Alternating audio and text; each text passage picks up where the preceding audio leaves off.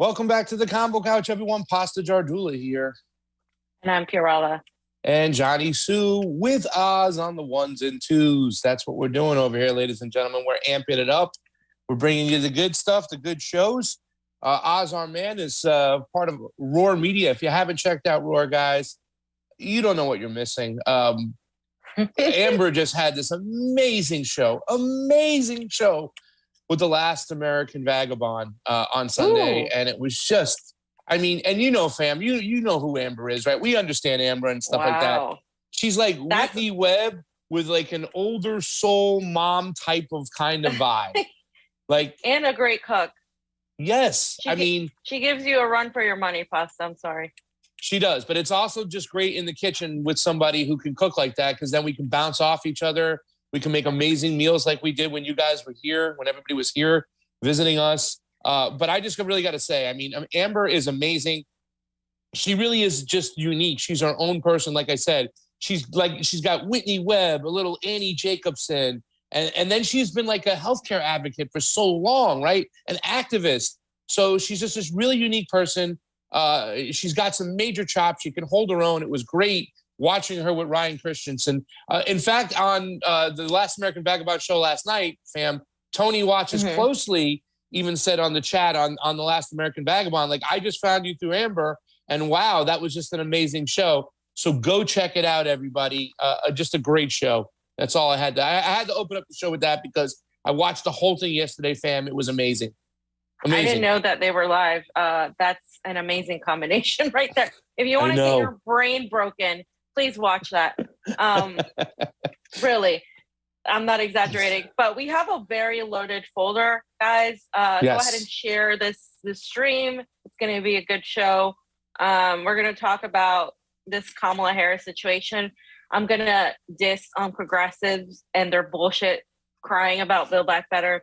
And then we're going to talk about Chile. I have a lot to say about Chile, but also we have a guest that's literally leaving Chile right now, coming on to talk with us for a short time. So, by the way, then we have a COVID section. Yes, we have 2 COVID sections today, guys. It's really big. It's a loaded folder, but there's a lot of stuff to talk about. It's really important, the COVID sections today as well, because we have a big announcement on Tuesday. Trey Wright says, Kamala can eat my shorts, fam. Well, thank you, Trey Wright. I don't know if you want her to eat her shorts. I think there are worse things she could saying. Do. Eat my shorts. But guys, this happened over the weekend, and I saw Kit Cabello do like a stream in the middle of it was like 12 o'clock at night here, because this is just at another level. You thought that Biden was racist and dumb when he told somebody, "You ain't black." I think it was the same person. I think it was Charlamagne, when he said, "You ain't black if you don't vote for me." Well, Kamala Harris is at least half black, so she can get away with some of this. But she called him a straight up Republican for pretty much asking a very simple question. Who's president? Is it Joe Manchin or Joe Biden? It's like Attack of the Joes here. So let's go ahead and watch this clip because it really is very cringe. And these are the people supposedly in charge. We know they're really not, but let's just watch it. Who's the superhero that's going to speak against Joe Manchin? No. I want to know who's the real president of this country. Is it Joe Biden or Joe Manchin? I'm sorry. I interrupted. I'm the vice president can hear you. It's Simone. I'm so sorry, Charlamagne. We have to wrap. She can hear me. Can you hear me now? Can you hear me, Madam Vice President? So I'm sorry. You got it wrapped. Oh. So I'm sorry to interrupt. They're acting like they can't hear me. I can hear you. Oh, so who's the real president of this country? Is it Joe Manchin or Joe Biden, Madam Vice President? Come on, Charlamagne. It's Joe Biden. I can't tell sometimes. No. It's Joe Biden, and don't start talking like a Republican about asking whether or not he's president. Do you think Joe Manchin is a problem? It's Joe Biden, and I'm vice president, and my name is Kamala Harris. And the reality is, because we are in office, we do the things like the child tax credit, which is going to reduce black child poverty by 50%, on track to do that.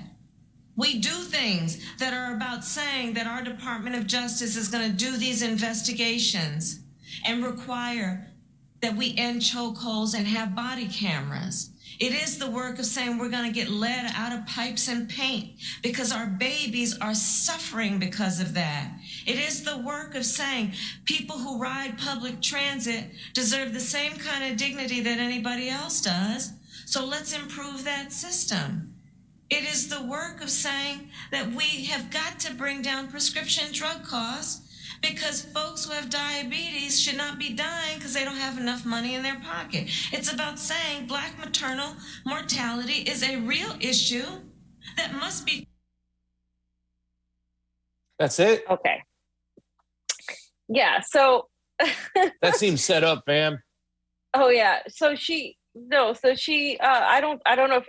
it was set up. I think, so the person speaking was Simone Sanders. If you guys know who Simone Sanders is, she used to be part of the Bernie Sanders campaign. Then she became part of the Biden campaign. It's just the biggest sellout, one of the biggest sellouts there is. But she pretended that he couldn't hear her, that she couldn't hear him because she didn't want her to answer that question. And then as soon as they could hear her, or that they knew that, he was like, no. And she's like, no, I can hear you, and blah, blah, blah. Then she was like, well, we got to go. We got to wrap. And so it's very obvious what they were doing here.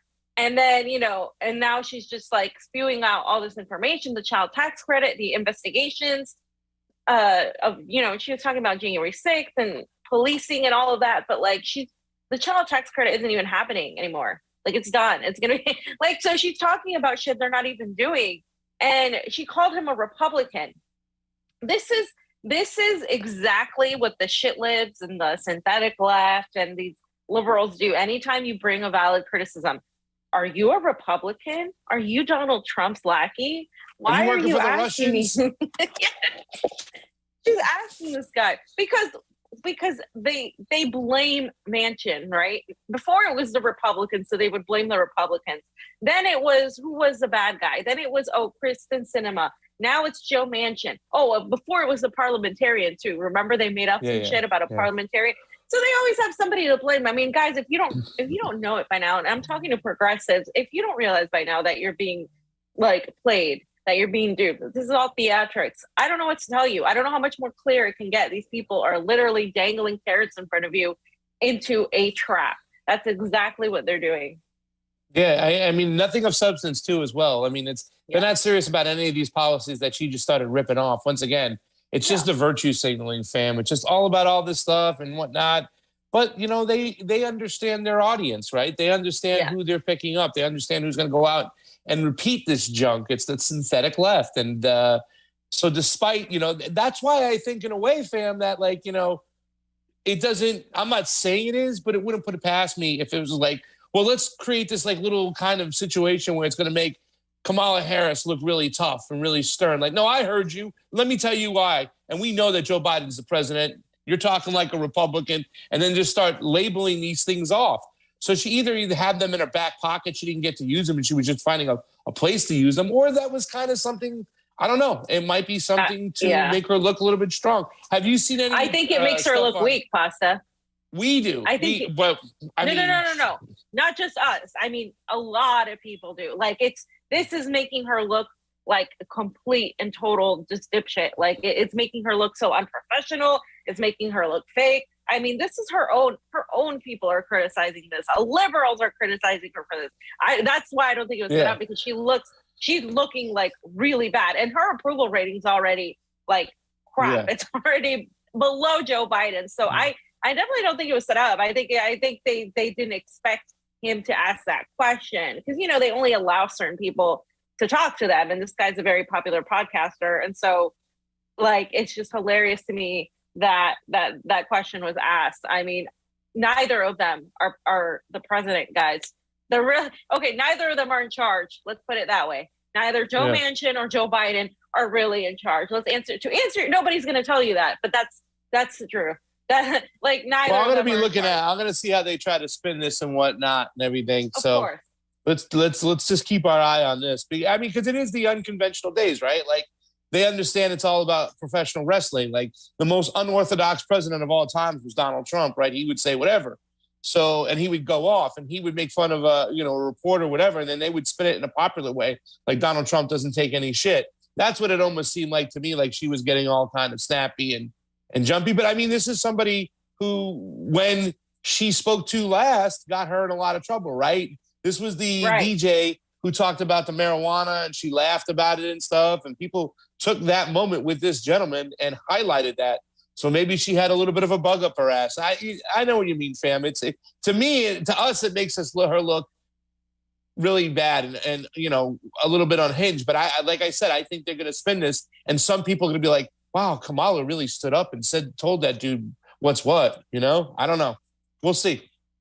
Yeah. I mean, I think we're past that. I mean, I think a lot of people are like, even people who used to like her, I mean, you just have to look at the approval rating to see so bad. Just how many people dislike her. The only people that like her are like her fans, and like that's like a handful of people, because even people in her own district, you know, don't like her. She won 0 delegates. I mean, she's vice president without winning any sort of popularity from the public. So yeah, I just wanted to play that too, because it's all bullshit. I mean, she's talking about cameras. She, you know, we know she was the #1 prosecutor for putting people in jail for bullshit charges like marijuana. And also they are giving more money to the police right now as we speak. So really everything she's saying is bullshit.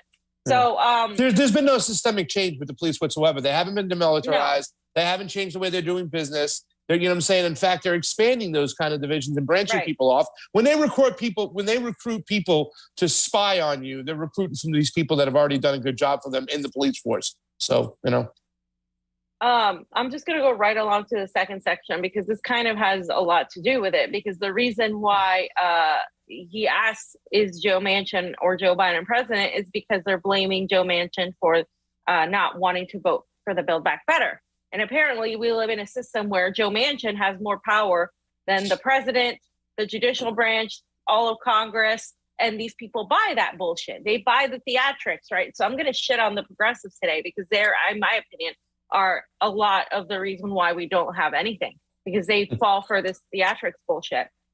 I want to go back to, if you guys remember, AOC saying that Joe Biden exceeded progressives' expectations, right? Oh, and yeah. She had this town hall where she was saying all that stuff. And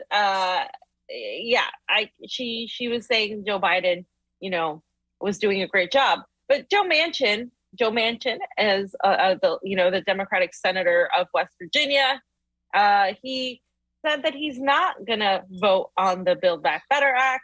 He is ending, of course, the negotiations. That's it, the end of the year.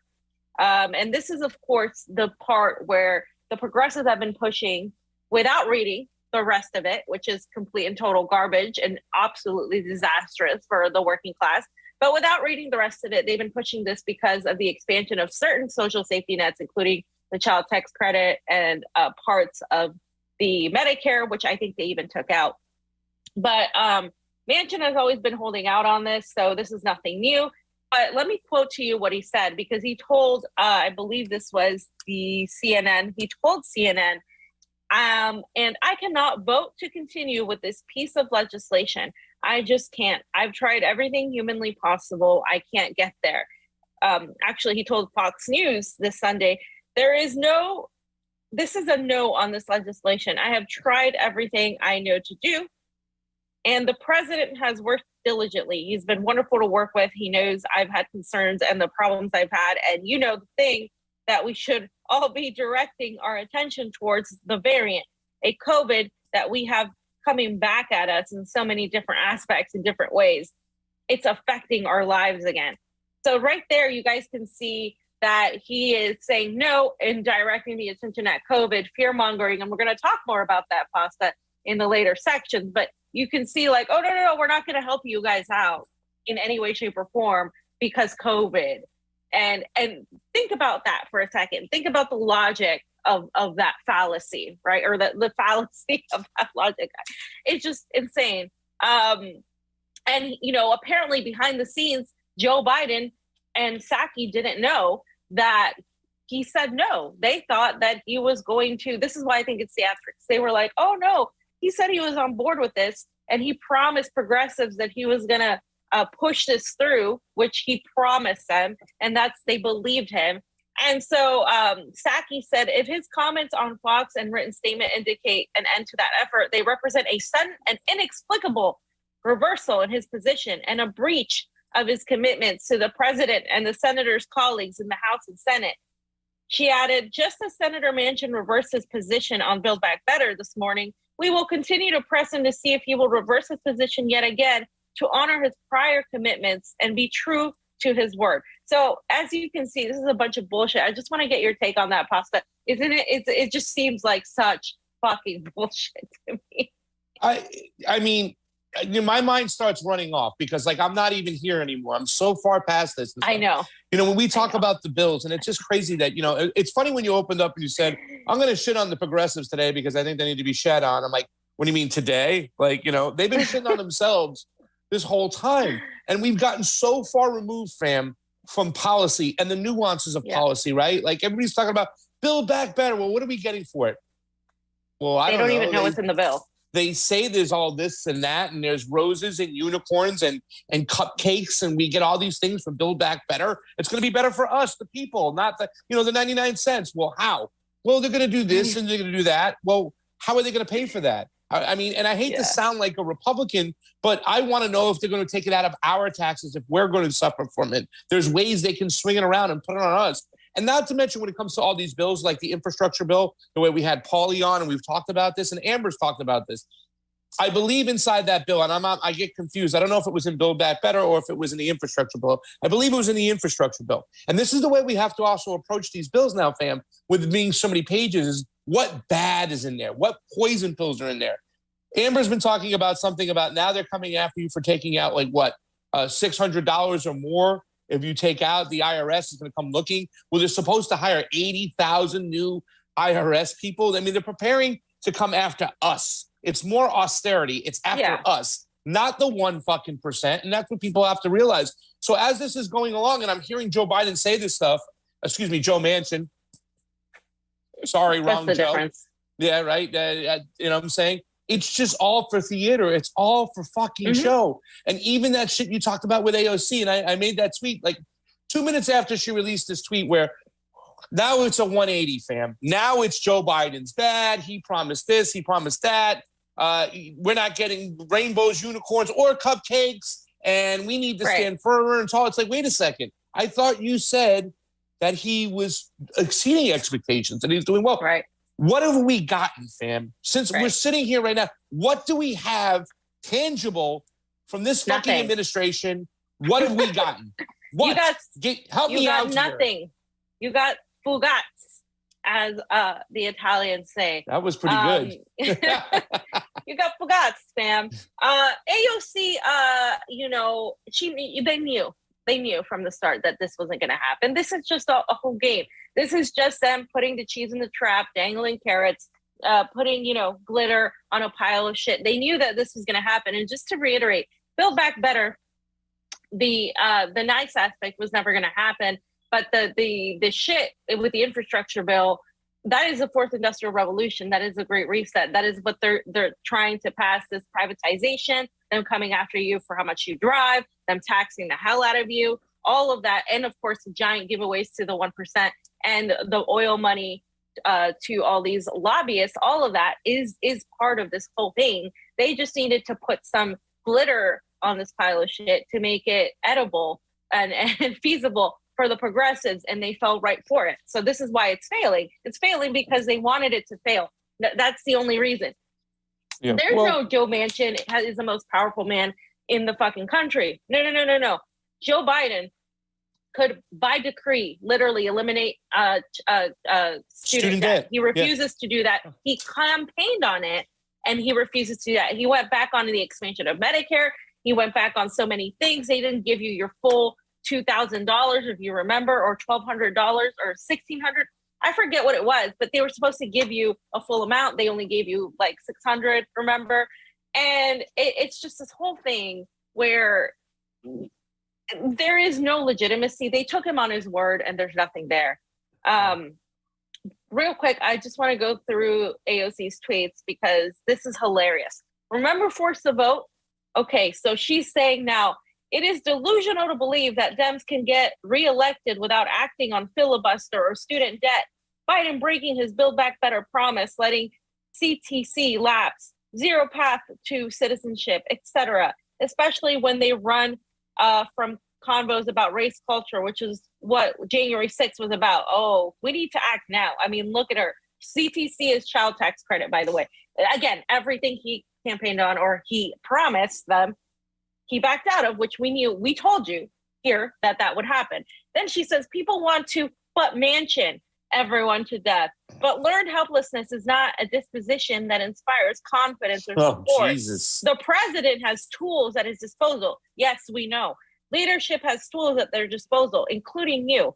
If it really is just 1 to 2 votes, Senate would should force a vote on Build Back Better. I mean, she's so stupid. I mean, this is really dumb. This is just a distraction. I mean, if there are tools in his toolkit, and we just talked about the student debt, like he could take out his pen, squash that school debt. How would that help young people in America, middle class, people trying to get to the middle class, middle-aged people who've had debt for a long time? Boom, sign off on that. Marijuana, he can declassify it as a class 1 drug, fam, and then release everybody who's in prison for marijuana for nonviolent offenses that are so many people of color. We're the fucking progressives. And the whole thing with the path to citizenship, Donald Trump had a very bad foreign policy in the global South. I didn't think it could get worse. Joe Biden said, hold my beer. It's just as bad. Same shit going on. The gall for them to go looking people in the face and say, don't come here after they cause these problems left and right. It's disgusting. This is all for show. We need to wipe away this shit and start from scratch. Absolutely, Pasta. This is irreformable. I mean, look at this.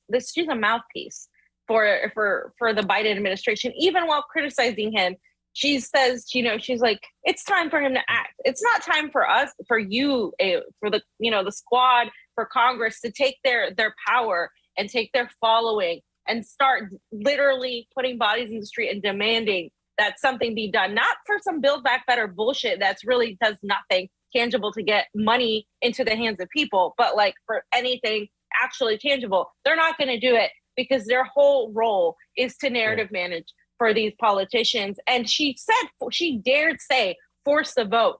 She used the word force the vote when she could have done that during a pandemic for healthcare. She didn't do that. They didn't do that. Why? Because they have zero desire to do it. She has no leverage. They have no leverage right now to force a vote on any of this shit. So they're not, like, it's just useless theatrics. And they're there to act like we're so offended and we're so upset and angry at Joe, but they're putting out little baby fists at Joe Biden without doing anything. They're not going to do anything because they're all part of this whole theatrics scheme to keep people playing into, at least they're not Trump. And then next time some idiot runs and we know we have a Republican president, we need to get rid of that Republican, and so on and so forth, and nothing gets done. And we end up closer and closer and closer to complete and total fascism. It's just gross. It's crazy that, like you just said, though, too, Fam, I just want to piggyback on the fact that people say, it's better than at least Trump is gone. It's like, what does that mean? What do we got? It's the same shit. Garland Nixon made a tweet the other day, said that Republicans hate Joe Biden because he isn't Trump. Well, real leftists hate Biden because he is Trump. You know what I'm saying? Yeah. It's like, same shit, different day. Yeah. So then she says, to secure votes for the bipolar infra bill, Biden himself came to the House progressives and told us he was putting his credibility on the line to deliver Build Back Better if the CPC voted BIF. They trusted him. I didn't think he could promise the Senate. He promised anyway. It's time for him to deliver. So she met the Progressive Caucus voting for the Biden infrastructure bill. And then she said, the fact that Biden has the power to provide student debt relief to millions had to be forced into extending the eviction moratorium and has yet to aggressively campaign against the filibuster shows us he has more power than he's using. It's time to take the gloves off and govern.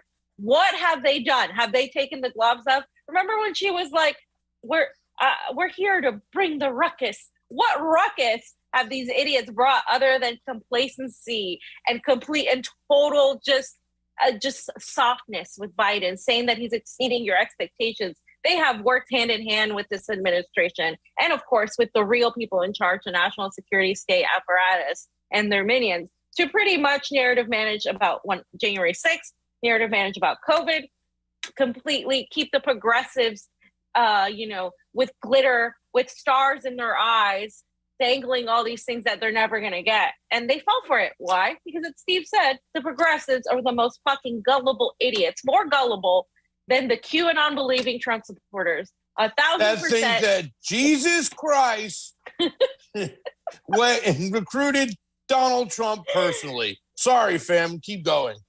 No, I mean, it's true. And so then you have these idiot mouthpieces too that are part of this progressive elite, neoliberal shit-lib synthetic left contingent, right?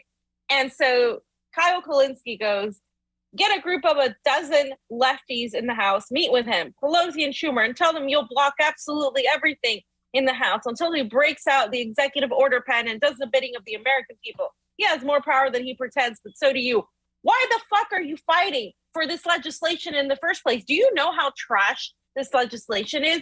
This is the trashiest legislation. It literally does nothing for the people. Yeah, because AOC, Kyle Kulinski, and a bunch of idiots that are popular progressives say that it's good. These people who haven't read any of these fucking bills are like, yeah, we gotta do everything we can to protect it. They're so fucking propagandized. It's no wonder they believe all the COVID bullshit. Like, I'm so sick of it. And of course, Bernie Sanders, right? Because Bernie Sanders is the lead cuck in all of this. I mean, whoa, what'd you say? If it wasn't for Bernie Sanders and their loyalty to Bernie, these people wouldn't be as easily duped, because Bernie Sanders is now waging war against Joe Manchin and Joe Biden. And specifically, he said if Senator Joe Manchin wants to vote against the Build Back Better Act, he should have the opportunity to do so with a floor vote as soon as the Senate returns. He should have to explain to West Virginians and the American people why he doesn't have the courage to stand up to the powerful special interests and lower prescription drug costs, expand Medicare to cover dental, hearing, and eyeglasses, continue the $300 per child direct monthly payment, which has cut childhood poverty by over 40%, and address the devastating impacts of climate change. He should also have to explain why he is not prepared to demand that millionaires and large corporations start paying their fair share of taxes. Blah, blah, blah, blah, blah, blah, blah, blah, blah. And yes, they did pass a $778 billion military budget without discussion. Why, Bernie? And you know why, Bernie? Because they don't want to. They don't give a shit about you. They don't give a shit about us. And you know this, Bernie. You know that they don't give a shit about us. Why do you continue playing this, oh, I'm going to go defend them. I'm going to say these words. I'm going to go fight against Joe with words on the floor. But really, at the end of the day, what happens? Nothing gets done. They were never going to do any of this shit. That's the thing. That's what irritates me the most. They know they were never going to do any of this shit. This is all theater. You know how we know theater? Because we know fucking theater. Yeah. HCIC, head cuck in charge. Please continue. Okay, so just so you guys know, I'm not the only one that feels this way. Dr. Damon Philman said, unlike some progressives, I'm happy Build Back Better, saying, why the hell would we want something to pass that contains subsidies for the fossil fuel industry? It's a joke. I never took it seriously. Exactly. I'm like, thank you, because all I'm seeing is a bunch of idiots say, well, of course he's not going to pass it. Because it's too good for the people. It's not just because it's too good for the people that they're not going to pass it. It's because they had no intention of passing the good stuff. And don't worry, they're going to pass the oil subsidies. That's part of the infrastructure bill. They're going to pass the privatization of everything. They're going to pass the tax on your driving. They're going to pass the IRS monitoring your bank account. Don't worry, it's going to pass. It's just the good parts. The good parts that they got you with we're never gonna pass anyway. It's only gonna help the 1%. Yeah, and nobody even talked about the infrastructure bill, about who's going to get these contracts, how these contracts are going to be doled out, how it's going to be done. Will it be done green? Will it be done, just by dirtying up the ozone with fossil fuels again? Are we going to be any restrictions on that? What's going to happen with nothing was discussed about it. I mean, literally, they just pushed it through, rammed it through faster than shit through a tin horn. Nobody said anything. And once again, they're just, people are just standing behind cliches. And this whole theater is to get people, they get their attention away from what's really going on and real change, real systemic change that will actually help the people. Kyle Kulinski's little idea over there is not his idea. People have talked about this for a long time. Yeah. I think this is something that Max Blumenthal said, like on day one, like, the squad should get together, hold together, say until you take out your pen, you'll get nothing done. And we're going to take this to the people. We're going to call press conferences. You decriminalize marijuana for good, release everybody in prison. You forgive student loan debt, you know what I'm saying? And you take out your pen. You do those two things, and then we'll start playing ball. Until you do that, and then take it to the people, because the people will stand behind that, right? They will. And the squad knows that. All they have to do is take real ideas to the people, and they can get the backing and the support, but they don't. They come to you with guff, Republican bad, Donald Trump bad, pay attention to us. Why would anybody think that Biden's going to give you anything good at this moment in time? They just tweet. Since 1973, he's been a piece of crap.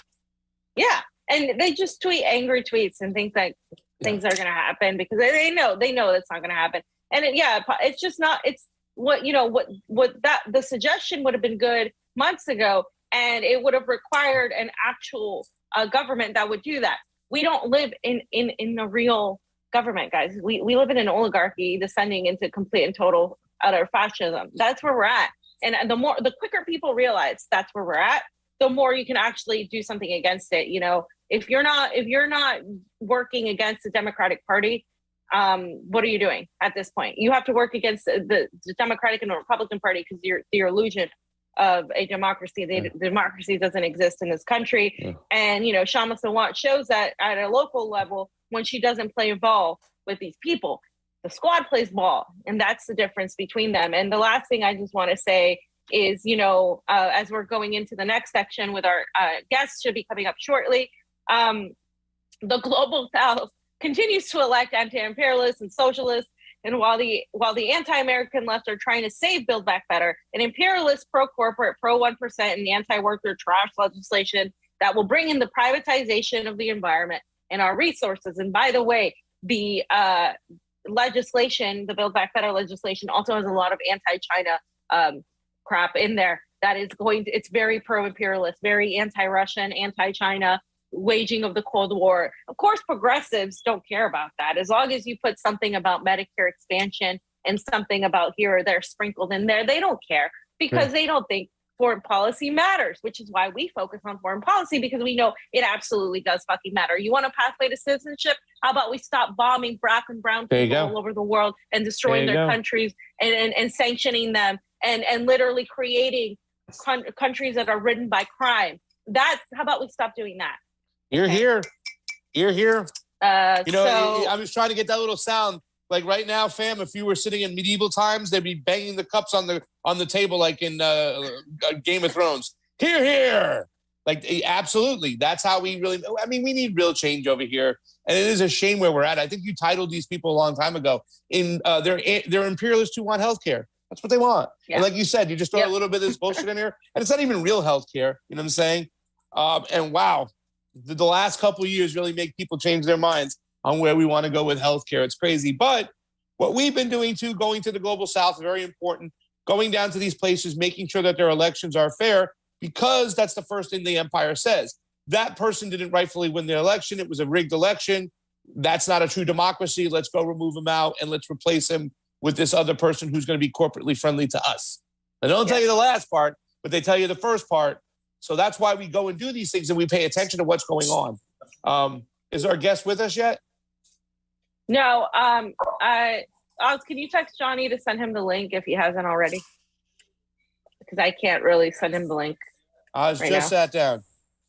No, he's there, right? I can see him. By the way, Black in the Empire says, hey, folks, caught you live again. If you don't take yours, then mines won't work. That's from Black in the Empire. Oh, there. What's up, Daryl? Great. Daryl? Yeah, Daryl is Black in the Empire. Oh, okay. Oh, here's another D. I was confused at who you're talking to. No, I was talking about the other D. We got Daryl, Donzel, and now Dennis, the Menace. What's going on, buddy?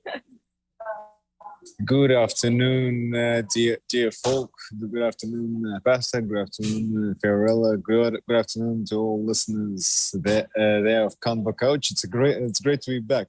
here in the program. And well, things You've are been exciting busy. here. Yeah. Oh, You've yes. been busy. Oh yes. So we're gonna do a whole section on this because I have a lot to say about it too. But I just wanted to first since you're here, get your perspective on, on how was yesterday.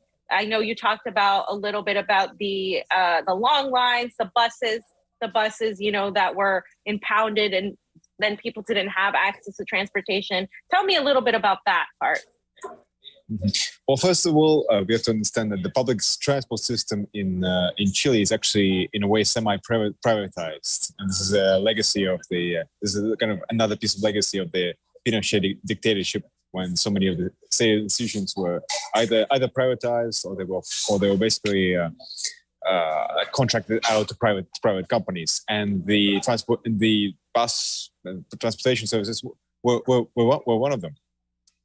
And it's also interesting to note that the companies, the transportation companies, which are in charge of this, were also basically the same companies that played a role in the 1973 coup against Allende, as it was basically a bosses' strike organized by the owners of the buses of the private buses to basically prevent the transportation and the movement of workers who would have otherwise opposed the coup. So it was really interesting to see kind of almost like a similar picture taking place in Santiago and other cities in Chile. As basically this was a much more quiet boycott organized by these private companies, and the outrage which it generated actually gave way to this really kind of beautiful display of solidarity, because the people actually started organizing the kind of the carpooling services themselves. So people started offering their cars, their micro buses they had, and actually to transport people to their place of vote. Even like members of the Gabriel Boric's coalition started doing it for their fellow voters. So carpooling people from place to place.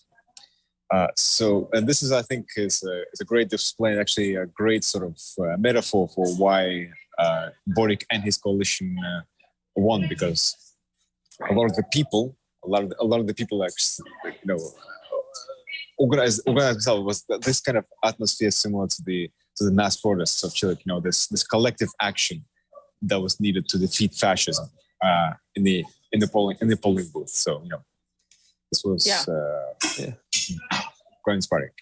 I have a question, because you said to defeat fascism, right? Gabriel Boric has been touted as somewhat of a center leftist guy, right? Like not a full blown hardcore leftist like his opponent was in the primary or in the first round. Are we going to be able to escape Chile now for real? Are they going to be able to escape the neoliberal austerity measures that were thrusted on the people for real with Boric? Or is it kind of like we have to wait and see what he will do, in your personal opinion? Well, we have to remember that, basically Gabriel Boric's promise for this whole campaign was that neoliberalism was born in Chile, neoliberalism will die in Chile. So this key central promise that he made, both in his primary campaign and also in his presidential campaign, was to dismantle was to dismantle the system of neoliberalism in the country. Now the question is whether he would actually live up to this promise. This is much more complicated for several reasons. Number one, now we are looking at his past. Because he comes from the student movement. He was the president of the National Federation of University Students. He has been a deputy in the Congress for almost a decade now, actually, and his views have also evolved over time. And because when he was still kind of leading the student movement, he was a supporter of the Bolivarian Revolution. From what I understand, he was a supporter of all these other major left-wing governments around Latin America, But as kind of as he's and the political movements of Chile have evolved, he's gone more towards what I would call this kind of a libertarian left sort of perspective.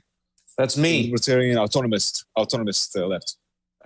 Yes. Interesting. He has leaned into that camp and basically opened himself up to working with broader, central left centrist forces, especially since his win in the primaries, but also the results of the second round. And his strategy, his tactics in the election actually also reflected that, as he basically tried to create a popular front of forces, because in a way similar to what Allende did in 1970. So the coalition, which included communists, socialists, his own sort of various sort of autonomist and left movements, which form part of the Frente Amplio, or the Broad Front, but also the Christian democracy movements. And others. So he will have to contend with the fact that the country's center played a part in bringing him to the presidency, and they will expect something in return.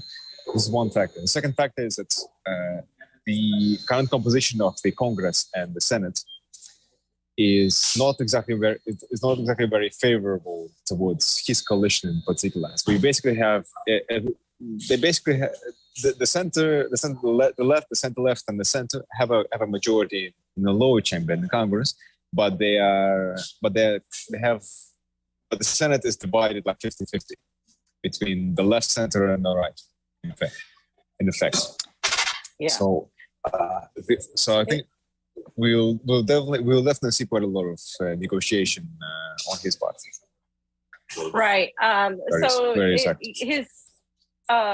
His opponent, right? His opponent was the son of a Nazi, a literal Nazi. Can you talk more about that? About how, because in America, a lot of Americans call everybody a fascist, but really we don't really have anybody that's an actual fascist in government. We have pretty close. I mean, on the right wing party, we have some of the most right wing politicians in the world.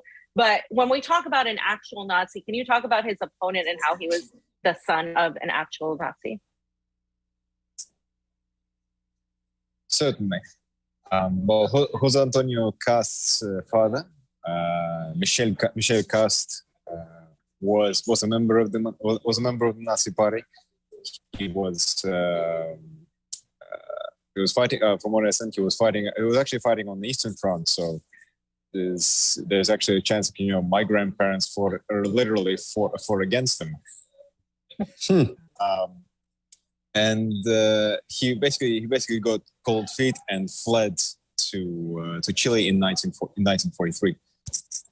Now we have to remember that unlike the Nazis which escaped to Argentina, the Nazis in Chile played a much more prominent and open part in various political movements in the country, especially after the coup against Allende in 1973, and a lot of them also benefited sort of politically and financially from Pinochet's dictatorship, and the Cast family was one of them. Now, Jose Antonio Cast doesn't just come from this kind of background of but also we're losing him.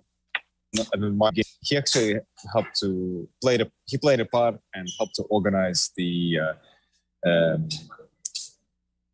campaign in 1987, the famous plebiscite in Chile that would have allowed Pinochet to stay in power. So he helped organize the Yes campaign. For that, his brother was actually worked as one of these Chicago boys who worked as an economist, for Pinochet's regime in implementing policies of privatization, of austerity, of selling out the country to multinationals. So here we really have kind of the full box of of neoliberalism meets fascism meets actual Nazism. And so this is not surprising. Not surprisingly, why it was why the amount of rejection that Castro received in the second round was so vast. He basically represented everything that the Chile's popular classes and most of the middle class hate about the history of of the regimes of the coups and the dictatorship. Yeah. Well, Boric says that with the win, he's going to get rid of the Pinochet-era constitution that's plagued the country for years, right? What is the main restructuring or main correction of this constitution in which Gabriel Boric is going to partake in when it comes to the Chile constitution?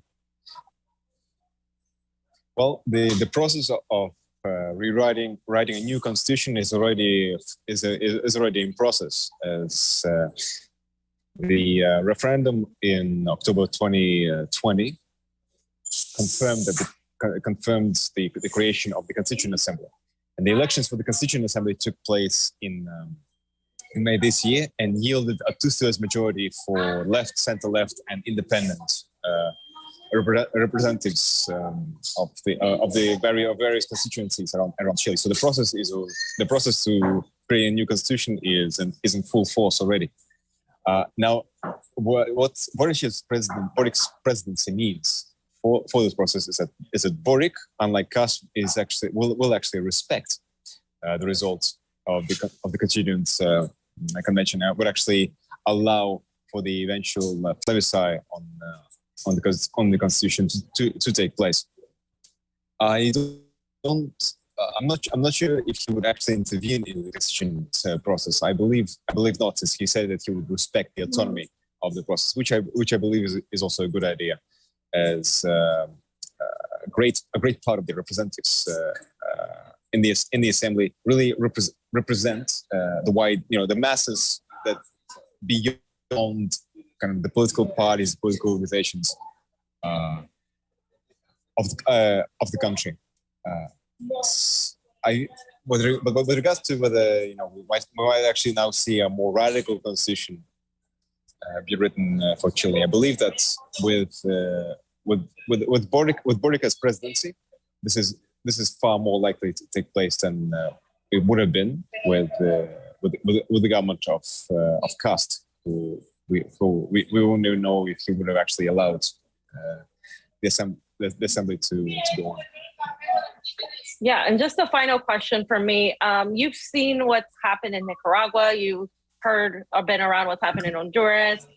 You saw Peru, and now Chile. Do you consider this a very important aspect, like what's happening, how so many leftist or left-oriented candidates are getting elected? And I mean, I see a difference between Nicaragua, Cuba, Venezuela, Bolivia, Alba, and Peru, Mexico, Chile are a little bit more on the social democratic side. But still, do you see that this is a fight? This is a trend to fight against the Western imperialism? A little bit of resistance there?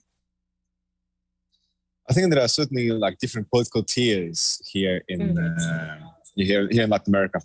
The political process in Cuba, Nicaragua, and Venezuela have their roots in genuine political revolutions that basically uprooted almost entirely the old capitalist system and extend its old systems based on socialism, based on solidarity, based on Latin Americanism, based on, say, the kind of the national ideology. So Bolivarianism in the case of Venezuela, Sandinismo in the case of Nicaragua, and the revolutionary tradition of Jose Marti and Fidel Castro and other leaders in Cuba. So this is I think one way we can differentiate it, and secondly, the wave, kind of the new progressive wave that we are seeing in these countries is very important for another reason, because what we saw in Mexico in 2018, election of Obama, the election of Pedro Castillo in Peru, election of Gabriel Boric in Chile, finally, and most likely, although we shouldn't not yet calling it, but a very likely victory of the center-left candidates in Colombia, Gustavo Petro, next year. If this happens, for the first time in their entire history, all the four kind of traditional pillars of capitalism in Latin America, the kind of the four traditional pillars of U.S. imperialism, would have elected presidents that seek fundamental political and economic change, and this I believe is quite important. I would also say that this reinforces the international bodies which have been built by these progressive governments, like CELAC, or the Latin American Caribbean Community of Nations, which is now led and presided by Mexico. Mm-hmm. At the same time, we should definitely acknowledge some of the shortcomings and the political gaps between the revolutionary tier of Latin America and what I would call the progressive tier. As we see with Boric, he although he was more supportive of the revolutionary processes when he was younger, these days he and other some of his spokespeople and other leaders of the coalition have basically opposed the Venezuelan government. They've opposed the government in Nicaragua. They've had a sort of a very mixed approach towards Cuba, condemning the sanctions and the embargo on Cuba, but also calling Cuba an authoritarian regime or a dictatorship. I believe that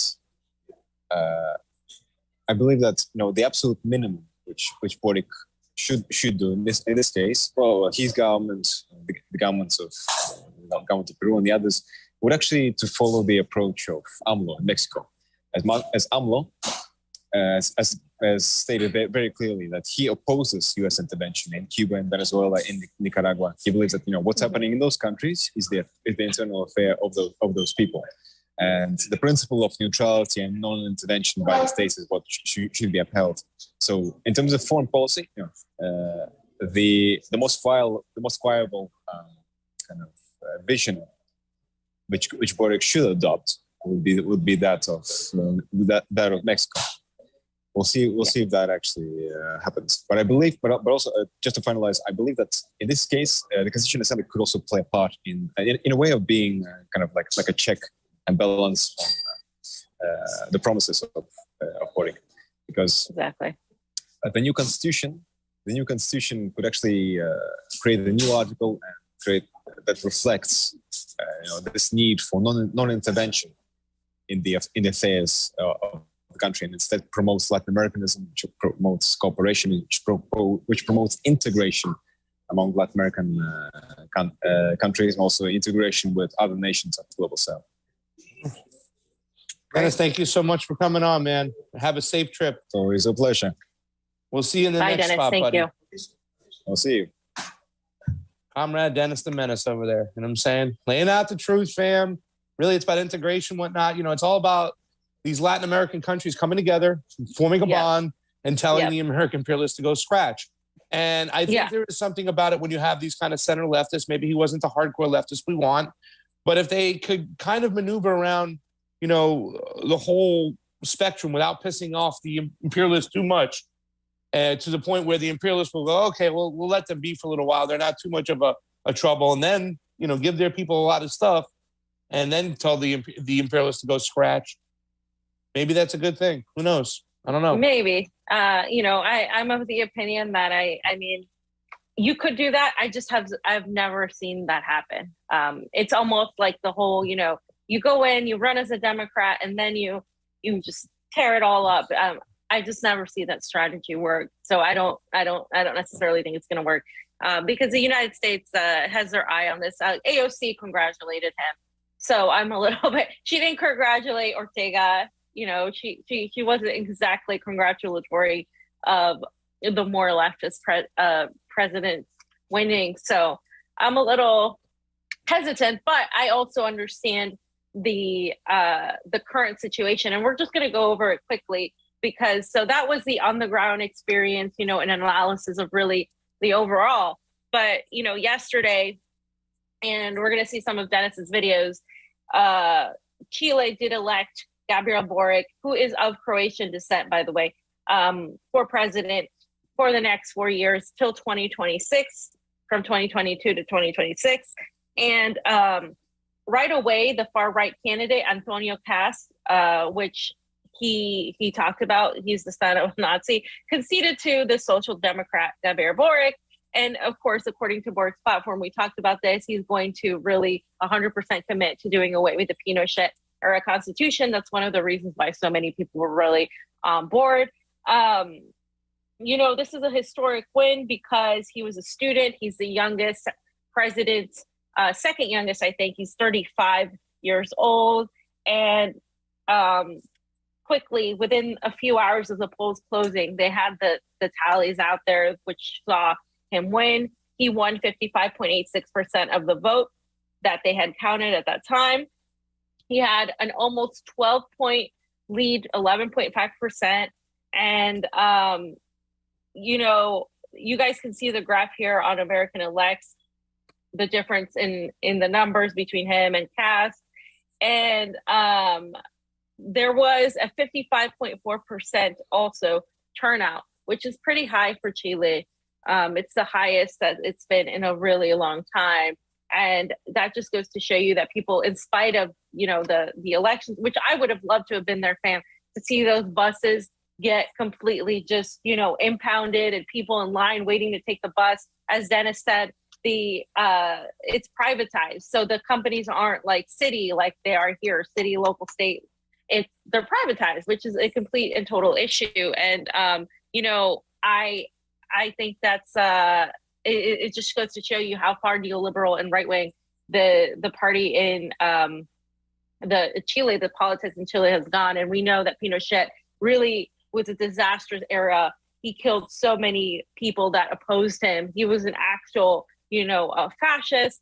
And we talked about this with Denis. Let's play a little bit of what he described here on the suppression of the buses.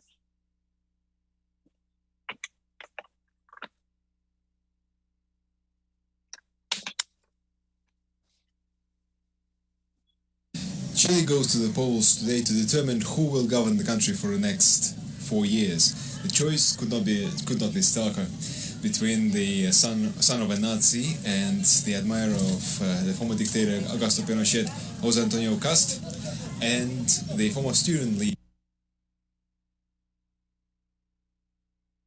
Chile, many reports coming from Santiago, from Valparaiso, from other major cities in the country denouncing the lack of public transport, and the public transport activity overall has been recorded to be just 51%. A lot of videos have been circulating on the net showing that the buses being impounded, and the chauffeurs, the drivers also denouncing the lack of support by the companies.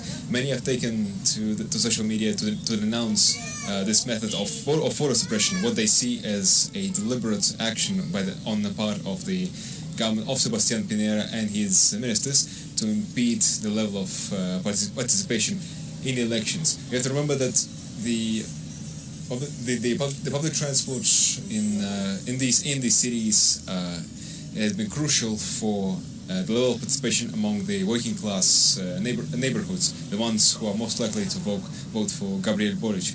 Hence, it has been seen as an attempt to effectively favor the election of Cast and the far right. Right, and so there was only 10 bus drivers for all the buses in this fleet. And if you guys can see the video, you can just play the video. It's just, they're not going to understand, but he was just saying how this bus driver was saying how there's only 10 bus drivers for the entire fleet. 10 choferes hay, 10 choferes para todas las micros. Ya, compadre, los empresarios acá, el compa nos dice que están boicoteando las elecciones acá en el paradero de las micro amarillas en Bajo de Mena. Hay 10 choferes para todas las máquinas. So you're saying there's 10 bus drivers for all the buses, and that the businessmen were boycotting the election, so they weren't allowing the buses to go out, which just goes to show you exactly how that is. And you guys can see in these pictures the photos of the impounded buses that they were just sitting there, and then also the people waiting in line for the buses in Santiago, Chile, which is the capital of Chile. If you guys can just see. Can I say something there. about this real quick too as well? Yeah. This is the thing when it comes to elections, ladies and gentlemen, and we've kind of pointed this out, that you can pinpoint where a lot of you can pinpoint where actually a lot of these votes are coming from. They understand where the areas are where the mass majority of the votes are coming from. So if you're a government that's in charge and you're running an election, you understand the majority of the votes are going to come from these certain areas. If you can suppress those areas and it's a close race, it can put you over the top. It's what we talk about all the time. It's death by 1,000 cuts. That's what's going on. And they can do this in America. They can do this in Latin America. You can do it anywhere. When you understand where the majority of the votes are coming from, those are the areas you hit. And when it seems to be the poor people, they'll do these things all the time. Long ass fucking lines, like, you know what I'm saying? They'll break the system on purpose. Now, in this particular situation, shutting down the buses and the transportation to get people to the poll. So they understand what's going on. This is deliberate. This is what FAM talks about. And this is what I talk about. When we say indirect election rigging, this is it right here. And they'll do this all the time. Yeah, and another thing I want to point out, when I asked Dennis, I said, hey, can we get some pictures and video from the lines and how long they are? He wasn't allowed in the voting centers. They did not allow the press inside these voting centers, which is, to me, crazy, because every other country we have been in has absolutely been allowed inside the voting center. So the fact that, this guy won in spite of all of that is kind of crazy to me, but also of how far right, kind of like in Honduras, where how people were sick of that government. I think that sort of thing was happening in Chile. And but I also think Chile, like Peru, because Chile and Peru are right next to each other. And so much so that, when Pasta brought Chilean wine to my aunt in Peru, she was like, what the hell are you doing? Because they have like this sort of, centuries long fight between, who had Pisco, who has the better Pisco, who invented Pisco, Peru or Chile. And then it's the same thing with the wine. It's the same thing with everything. So that's kind of like, they have very similar accents. If you noticed, they have some similar terminology, but in Chile was where a lot of the fascists went, a lot of the Nazis went in there. And so that's why you have that foreign policy, that type of national policy as well. But also, Chile is extremely afraid of communism itself. So kind of like Peru, it would be difficult for an actual flat out socialist to win anything. So I think that's why a lot of these candidates run a little bit more safe. This guy seems to the right of Pedro Castillo, in my opinion, from what I've seen. And we're going to go into what some of the issues are. But I think it's important to also know the situation, kind of like in Honduras.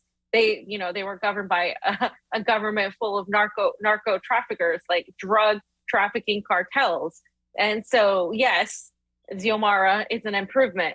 And so in this case, you can say that it's an improvement, specifically because you're dealing with an actual complete difference. Whereas in America, Trump and Biden, policy-wise, very similar. You really don't get that much of a change. And I want to stamp on that point, because I don't want people to think that I'm making exceptions here. There's a whole other, when we talk about Nazis, we're talking about real Nazis. We're not talking about fucking Proud Boys.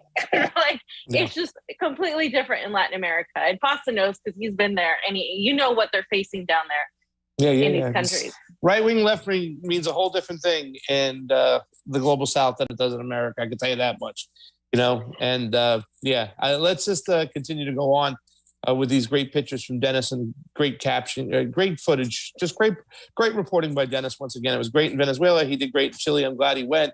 And yeah, fam, this was a place I would have liked to have gone to, but not being able to go see the whole election process. Yeah. That's something that's really, really fucking Pinochet. Yeah. You better change that constitution.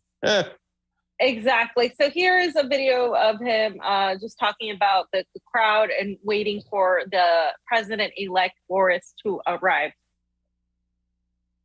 We are here now outside of the command center of Gabriel Boric, and the mood here is absolutely jubilant. With more than 50% of the vote counted, Gabriel Boric leads with more than 54.5%, while the far-right candidate and the son of a Nazi, Jose Antonio Cast, has admitted defeat and capitulated in this presidential race. We are now expecting Gabriel Boric to exit the center and talk with the press. Stay with us. All right. And then this is when Boric comes out. Jubilant. Oh.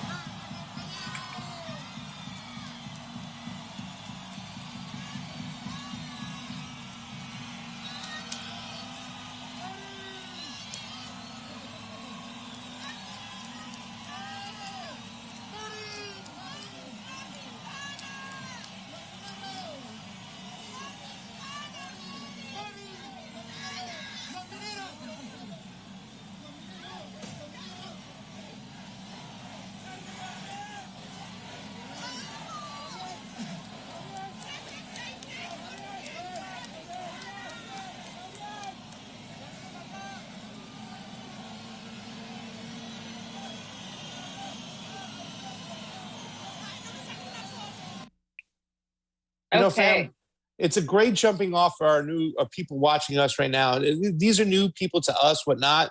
But now we can start paying attention to these people right out of the gate, right? Like Boric, Xiomara. Well, Daniel Ortega's been in power for a while, whatnot, you know what I'm saying? But as we do these things, it's always important to go back and look at the history, yes. But this is great, a great jumping point to pay attention to what's going to be happening from now in the future. So keeping our eyes and seeing what Boris is going to do, what type of president he's going to be. You said, fam, that he seems a little bit more right of Pedro Castillo, but we also saw that Denis pointed out that he'll have the same problems that Castillo has, right? He has an upper chamber, a Senate that is 50-50, that's split, that will seem to have a couple of their own Joe Mancins in Chile or cinemas that people will complain about. But this is something to pay attention to right out the gate, ladies and gentlemen. It's just great work by Denis, and I'm looking forward to seeing what Boric does. It's been disappointing with Castillo, you know what I'm saying? But also understanding what's going on with their government is important as well. Right. Exactly. So speaking of Castillo and presidents, let's look at who congratulated Gabriel Boric. You have Evo Morales congratulating him, saying that he triumphed, he succeeded, and they salute him. Luis Alberto Arce, the president of Bolivia, said, congratulations to the victory of Gabriel Boric. It is a victory of the Chilean people. The democracy in Latin America is strengthening based on unity, respect, and overall the will of the people. Congratulations to the president-elect of Chile. And Miguel Diaz-Canel Bermudez, who is the president of Cuba, and he also congratulated him for his election in a historic popular victory. He wants to amplify the relationships of cooperation among the people in the government. So there we go. They're going to extend these bilateral relations. And then Nicolás Maduro, felicito el pacto a prueba dignidad. So he's saying, I congratulate you for your victory. And the newly elected president of Chile, Gabriel Boric, I salute the people of Salvador Allende and Victor Jara for their resounding victory over fascism. Great democratic day, long live Chile. And of course, you can see right next to him, Pedro Castillo also congratulated him. He said, the victory is for the Chilean people, and we share our Latin American, the Latin American people who want to live with liberty, peace, justice, and dignity. let's keep trying for unity among our nations. So those are very important words from very important people, actually. And let me just preface this by saying, in spite of the things he has said, Gabriel Boric has said negative things about Venezuela, didn't recognize their elections, pretty much called Maduro a dictator. He has said negative things about Nicaragua, didn't recognize their elections, said they were fraudulent. In spite of, and has said negative things about Cuba, as Dennis pointed out, even in spite of being against the blockades, still said the negative things about, Castro. This is Pedro Castillo? Sorry, not this Castillo, Gabriel Boric, talking about this. In spite of Gabriel Boric talking about this and saying all these things, in spite of all of that, Venezuela, Cuba congratulated him, as did Nicaragua, as you guys can see right here. This is from Daniel Ortega and Vice President Rosario Murillo, who said, who sent their salutes and their respect, and they wish for the government of Chile to really advance and with justice and peace. And, they sent a nice little letter to him in spite of him not recognizing the Nicaraguan election. So I wanted to point that out because I think it's important to see how Nicaragua is still saying, hey, we stand with you. We're happy that this happened, because they know that getting rid of the more fascistic Pinochet era is extremely important in spite of everything. And so that just shows to me like where they stand. I think that Daniel Ortega understands too as well that if Boric was to speak out in big favor of Daniel Ortega, he would put himself in a position also to be eyed by the imperialists. Once again, kind of keeping, that poker face and not letting your cards be known. You know what I'm saying? They can slowly start to build relationships.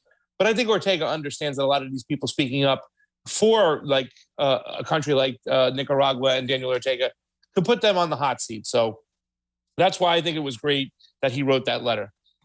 Yeah, no, I think it's great that Venezuela, Cuba, Nicaragua, and all these countries acknowledge, in spite of, the previous animosity, I think that's important. I think that I'm glad they did that. So here is a reporting by Kasunchon News of this gentleman who is talking about, kind of what we're talking about, like where Boric is going, why this is kind of happening, and just gives a brief synopsis.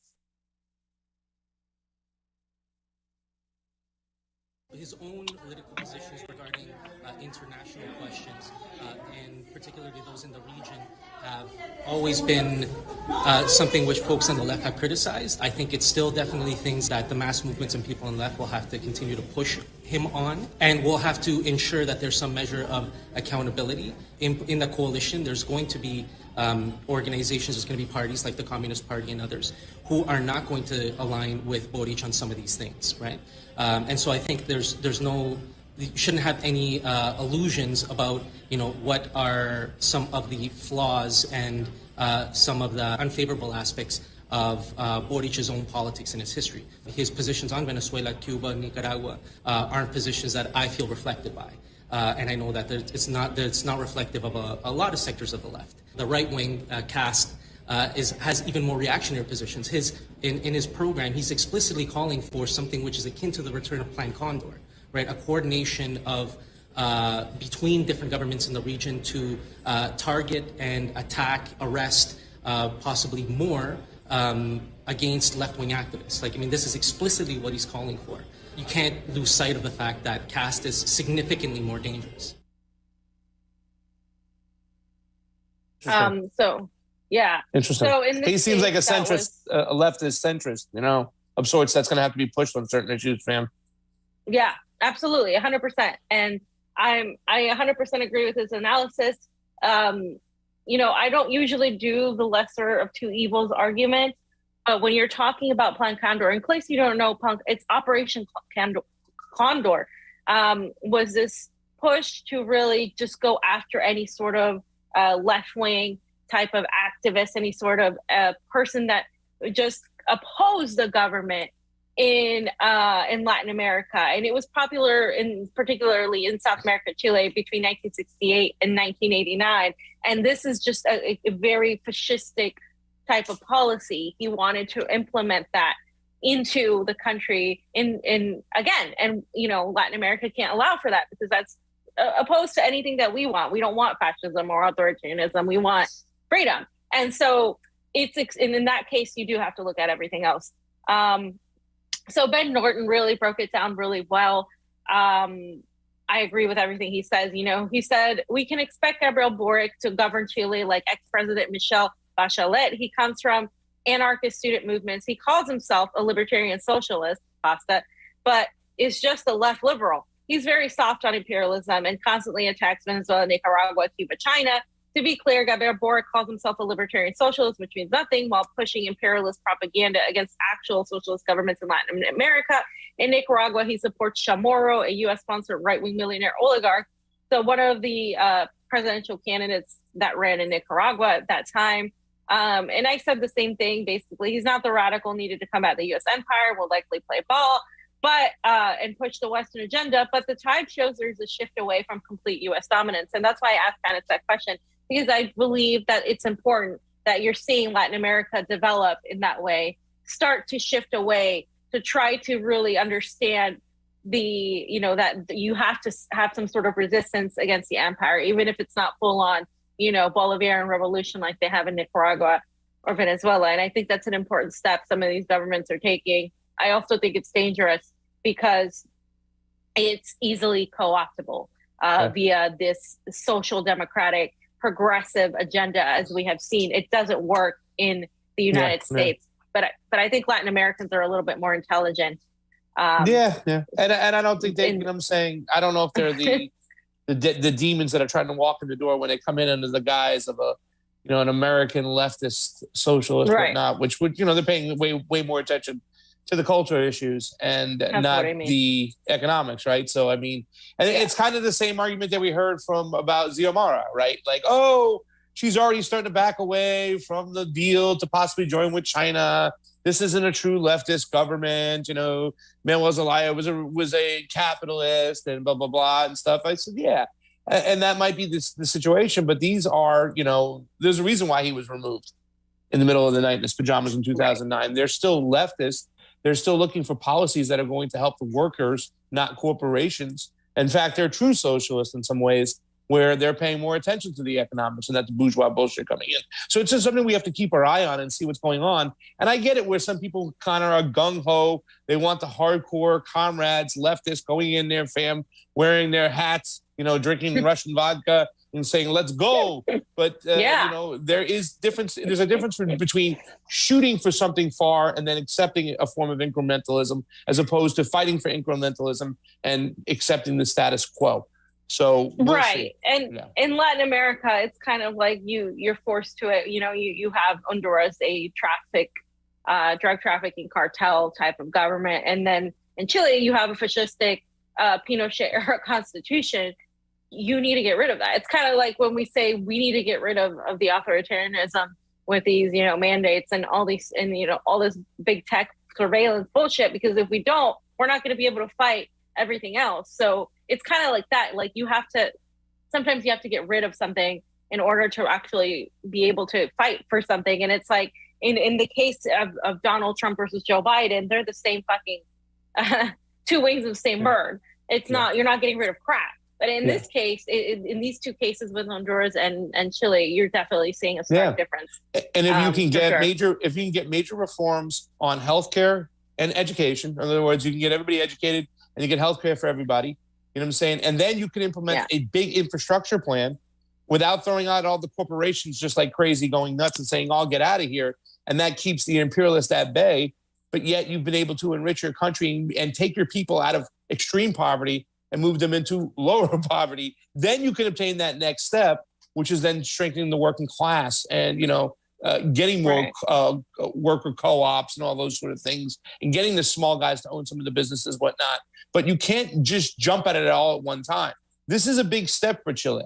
You know what I'm saying? Whether we like it or not, whether we would have liked the guy who was a little bit more leftist, a little bit more radical that lost in the primaries, okay, we get it. But this is still a big step. Just like we know for sure, being in Honduras, Xiomara is a huge step from what they had before. And people just have to accept that sometimes. You know what I'm saying? I know that's what we're told to accept here, like in America, but really we're not accepting any movement, any increment. We're going backwards. There's we're nothing. being told you're regressing. Yeah, we're regressing. We're told to take the regression where enough is enough. You know what I'm saying? Here, this means a lot. This is going to mean education, healthcare, and infrastructure. Those three things should change in Chile right off the jump. So.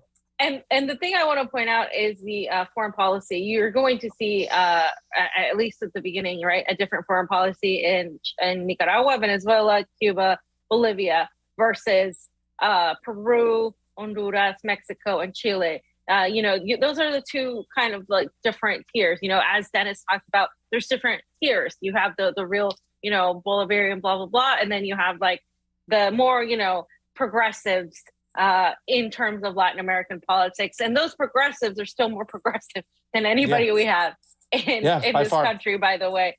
So, and I just also wanted to show a little bit of Boric's tweet where he was condemning Nicaragua's elections invalid. They were the best elections I've witnessed thus far, and they were not fraudulent. He said, I have no doubt that the staging of Ortega Murillo today in Nicaragua is a sham and does not meet the basic standards to be considered a legitimate election. My solidarity is with Sergio Ramirez and Dore Cristina Chamorro, and all the people who resist. So he was siding with the liberals in Nicaragua, right? Some of the other candidates. And I just wanted to show proof because I said that and that Norton said that. And so that's one of the things that Denis pointed out. In his younger years, he was a little bit more radical. Then he sort of started shifting a little bit. I think a lot of these people shift because they think that is a way to get more people. He was trying to build a populist front. Xiomara had to build coalitions with some of the liberals in order to really defeat the narco government in Honduras. So I understand their strategy. Do I necessarily agree with Boric? Absolutely not. I think it's absolutely ridiculous that he's saying that. I think he's, giving, opening the door towards U.S. imperialism by manufacturing consent that these elections were unfair. He's on the wrong side of this. However, he was overwhelmingly voted on by the people of Chile. And so we'll see how he does. And I just wanted to point that out too. And then the last thing, a couple of last things. Here's a spokeswoman for Gabriel Boric saying Venezuela and Cuba are dictatorships. She said this on CNN. You know what? And it's in Spanish, so we don't have to watch it. I just wanted to point that out. And then just a couple overall points of this whole thing, why this whole election is so important. One of the reasons they're getting rid of the Pinochet era constitution for sure. He's going to approve it. That's his word. He's the most voted on president in years. He had they had the highest voter turnout in years as well. He is bringing back democracy.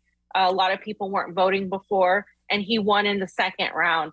So he in the first round pasta, he was actually in second place. He was actually losing. So people thought that he was going to lose. In the second round, he actually won. So he's the first person that actually won after losing the first round, which is significant. A lot of people kind of got convinced that, he was better. And of course, this is the end, like I said, of the, Pinochet sort of era. I think that's what people put on the table. They put on their plate and they said, listen, when it comes down to it, it's more important, like they said in Honduras, it's more important we get rid of the existing government now.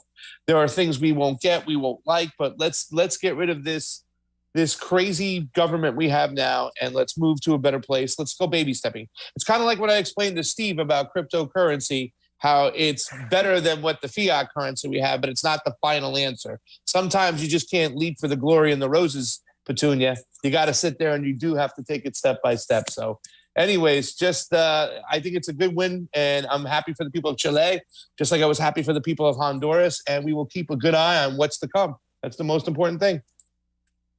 Yeah, fam. That's it. That's it for that section. It was a little long, but it was a lot to cover, just the intricacies of the policy. So thank you guys for sticking with us. Yes, okay. So really quick, I'm going to hit out these quick Super Rays and let's go. And as soon as we're done, ladies and gentlemen, we're going to jump right to Rokfin. Let Johnny know we got to go to Rokfin in about 1 minute. Tim L., thank you for the Super Ray contribution. It's easy to find politicians who aren't bought off by the establishment. They are run off the stage as fast as possible. Look at Cynthia McKinney and Kshama Sawant. Well, Kshama Sawant was able to survive her corporate recall where they wanted her out of there. They couldn't stand her for what she did, getting the minimum wage, taking on Amazon. You know what I'm saying? That is a true democratic socialist who's fighting for economics, not fighting for the bourgeoisie. OG North American 8, thank you for the Super Ray contribution. Please tell me you guys saw that Kyle is planning on doing a full Build Back Better breakdown tomorrow. I highly doubt he's going to go over actual what's in it because he has to read it in first instead of just the bullet points. But it's just funny since he was one of the people pushing the Mansion Cinema Bad Villain ETC. That's from OG North American 8. Thank you, guys. That is awesome. Yeah, you know what? I'd be interested to see him go over it. It's like 2,700 pages. I'd like to see him point out the poison pills because if he did, he himself would say, yeah, we shouldn't vote on this whatsoever. And that's the thing. Once again, people aren't paying attention to what we should be voting on. You know, we should have robust debate on the floor, small bills that could easily be read, not all this pork, not all these little these loopholes that are written by lobbyists that you could drive a truck through is what Jared Golden's words were on the floor for the CARES Act. And that's what's going on in these bills. That's why they are so big. You got to see the negative things in them, not just listen to the positive rhetoric, fam, because that's all it is positive rhetoric. It's not actually good stuff for the people. So that's it for YouTube, guys. Sorry? Keith Ward said Build Back Better is pure Davos transhumanism. It absolutely is. It absolutely is. And these idiots are cheering for it. And Kyle's going to do a whole breakdown on it. I mean, you know, when Pasta said earlier, oh, I'm so past this. I am too. But you know why I had to address it? Because that's where they're at still. They're still at, you know, Bernie went on to the Kellogg strike, went on to, you know, support the Kellogg strike workers, which is a good thing, right? But they're all like, Bernie should be president, or Chew on the Head said something like, oh, Bernie, when Bernie dies, I'm just going to go live in a cabin. And it's like, you're still on Bernie's ass. Like, get the fuck over it. Get over it. He's not coming back. He's not going to save you. Nobody's going to save you. We have to save ourselves. These fucking fascists, these real hardcore fascists in the national security state, these 1% billionaires are literally mapping out exactly what they're going to do to all of us and how they're going to do it. It is not a conspiracy. They literally have forums on it. You can all go watch it. And so it's, to me, when they're still talking about Build Back Better and how they have to save it, I'm just like, why are you still like you're 6 years behind? What's going on here? What are you watching? You're watching the wrong things. You're watching Kyle Kulinski. You're watching the fucking shitlib, wannabe media. And, you know, Crystal Ball and all these idiots, Sam Cedars. You're like, that's all they talk about. They talk about Trump. They talk about Manchin. They talk about Kristen Sinema. They talk about Marjorie Taylor Greene. That's all they talk about. You go through their videos, that's all they talk about. They don't talk about anything of substance. And so, yes, Keith Ward, you're right. And you just triggered me because you're absolutely right. And yeah. I'm talking about Chew in the Head. She had that clip, no fighting. Well, no I'm fighting because she was pushing Bernie bullshit. Fighting. Guys, get over to Rokfin now. Anyway. We're going to drop it down in 5, in 4. This is some good stuff. We got to talk about this, ladies and gentlemen. This might be